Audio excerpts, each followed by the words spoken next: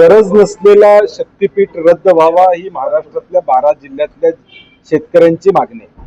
गेले वर्ष सव्वा वर्ष आम्ही सातत्याने सांगतो की हा गरज नसलेला महामार्ग आहे आणि म्हणून परवा आम्ही 12 जिल्ह्यामध्ये रस्ता रोको केलं. विधिमंडळात त्याचा आवाज उठवला, परंतु सरकार ऐकायला तयार नाही. जनतेचं सरकार ऐकत नाही, लोकप्रतिनिधींचं सरकार ऐकत नाही. शेवटी विठ्ठलाचं तरी ऐकतो का हे साकडं घालण्यासाठी आम्ही पंढरपूरला आज सगळेजण 12 जिल्ह्यातली लोक जात आहोत आणि विठ्ठलाला साकडं घालणार आहे की 6 तारखेला महायुतीचे लोक ज्यावेळी अभिषेकाला येतील, दर्शनाला येतील, त्या निमित्तानं त्यांना या ठिकाणी या शक्तीपीठाचा फेरविचार करण्याची बुद्धी देऊ, ही विठ्ठलाला आम्ही साकडं घालणार आहोत. देव ऐकल मात्र देवेंद्र ऐकल का? आता देवांच्या माध्यमातून, विठ्ठलाच्या माध्यमातून मुख्यमंत्र्यांना ऐकावं ही आमची अपेक्षा आहे.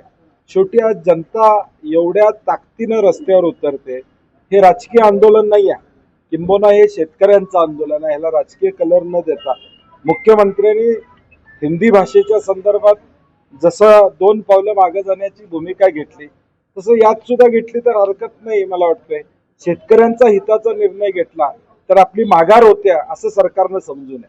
चांगला निर्णय घेताना कधी कधी मागं यावं लागतं, तर ते मागे येण्याचं काम महायुती सरकारनं आणि मुख्यमंत्र्यांनी करावं अशी आमची अपेक्षा आहे. या सगळ्या महामार्गाला कोल्हापुरातूनच विरोध आहे असं सांगितलं जात होतं, मात्र ज्या पद्धतीनं रास्ता रोको 12ही जिल्ह्यामध्ये झाला, त्यानंतर गुन्हे दाखल केले गेलेले आहेत. कोल्हापूरच्या अनेक ठिकाणी हे गुन्हे दाखल केले गेले.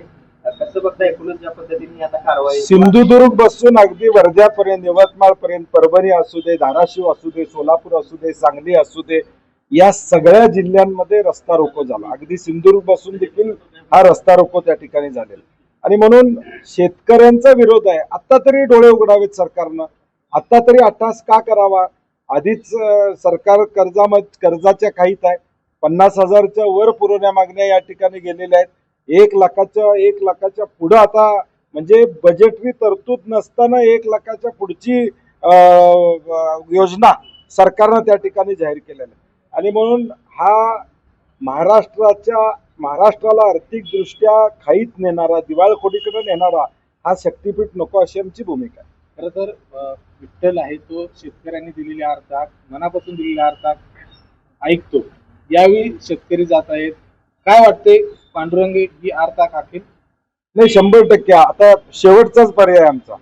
आम्ही पहिला मोर्चा कोल्हापूरमध्ये 1.5 वर्षापूर्वी काढला, राज्याची बैठक घेतली, आझाद मैदानावर एक मोर्चा काढला, विधिमंडळात, विधानसभा असू दे, विधान परिषद असू, इथं आवाज उठवला. म्हणजे लोकशाहीतली जी शस्त्र आहेत ती सगळे आम्ही वापरलेली आहेत, परंतु दडपशाही, हुकुमशाही पद्धतीनं मी करणारच अशी भूमिका सरकारची प्रामुख्यानं दिसते आणि म्हणून किमान विठ्ठलाचं तरी ऐकावं अशी आमची अपेक्षा असते. काही शेतकऱ्यांचं या महामार्गाला समर्थन असल्याचा दावा मुख्यमंत्री करतायत. नाही, मी विधिमंडळात परवा सुद्धा पत्र दिलेलं आहे. 1,000 शेतकऱ्यांचा पाठिंबा आहे असं सन्माननीय मुख्यमंत्री महोदयांनी ऑन द फ्लोर सांगितलेलं.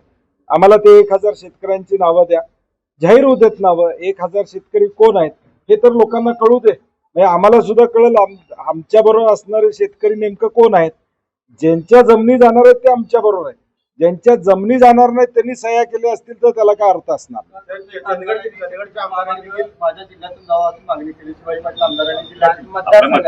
मला वाटतंय त्यांचा याबाबतला अभ्यास कदाचित कमी असणार आहे आणि म्हणून त्यांनी हे वक्तव्य केलं असेल. चंदगडमधून खाली जोडणारा रस्ता बेळगाव मार्गे जो येतो तो चौपदरीकरण करण्याचं धोरण त्यांनी त्या ठिकाणी स्वीकारावं आणि गरजेचं नसलेलं उगाच राजकीय दृष्ट्या मी त्यात आहोत हे दाखवण्यासाठी आमदार महोदयांनी कुठलंही पाऊल उचलू नये अशी माझी त्यांना विनंती आहे. आजच्या या साकडे घालण्याच्या आंदोलनाला कोण नेते सहभागी होत आहेत आणि शेतकऱ्यांना काय आवाहन करताय? नाही, राजू शेट्टी आणि आम्ही त्या दिवशी जाहीर केलं की आम्ही विठ्ठलाला साकडं घालू. खासदार प्रणिती शिंदे तिथे येतील, कैलास पाटील सुद्धा कदाचित आज अधिवेशन असलं तरी येण्याची शक्यता आहे आणि म्हणून जे शेतकरी आहेत ते तर येणारच आहेत. आमची सर्व पक्षीय राजकीय पुढाऱ्यांना विनंती आहे, ज्यांनी भूमिका पूर्वी घेतली होती, म्हणजे भाजपचे असतील, शिंदे गटाचे असतील किंवा राष्ट्रवादी अजितदादांचे असतील, या आमदारांनी सुद्धा पत्र दिलेत, भूमिका घेतलेल्या आहे.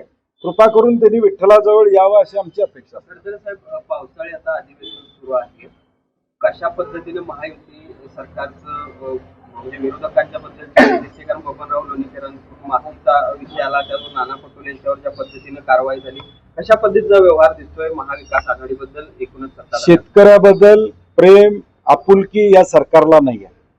नाना पटोलेजीने मागणी केली, बबनराव लोणीकरांनी माफी मागावी, त्याच्याऐवजी नाना पटोलेंनाच बडतप करण्याचं काम एक दिवसासाठी करण्यात आलं. म्हणजे शेतकऱ्याचा जो आवाज उठवेल त्याला बोलायला मिळणार नाही, त्याच्यावर कारवाई होईल, हा मेसेज महायुतीनं महाराष्ट्रामध्ये दिलेला आहे. शक्तीपीठ महामार्ग